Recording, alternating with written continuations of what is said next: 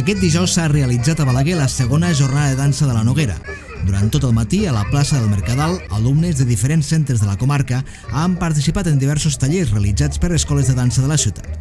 A partir de les 12 del migdia s'ha fet una mostra de la feina realitzada a les escoles sota el nom de l'Aventura, amb la intenció de posar en valor la dansa i l'expressió corporal com a eina comunicativa.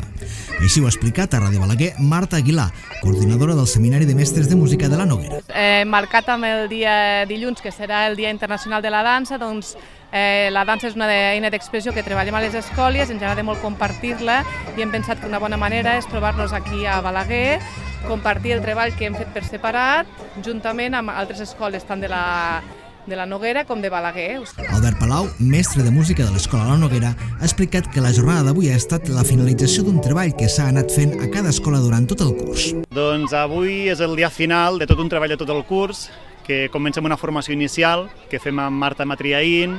i a partir de tenir recursos, formació, coreografies i eines per treballar a l'escola, el moviment i l'expressió corporal, doncs durant tot el curs, a cada escola, es va treballant aquestes formes de fer, aquestes formes d'expressió amb el cos, que avui doncs, compartim amb tota la resta d'escoles i centres de la comarca. En l'activitat L'Aventura, els diferents infants han ballat un total de 7 danses, acabant amb la galop de Balaguer. Les escoles participants han estat Ser Montsec, Ser El Jong, Ser Serra Llarga, Escola Sant Jordi de Lleida i l'Escola Montroig i Escola La Noguera de Balaguer.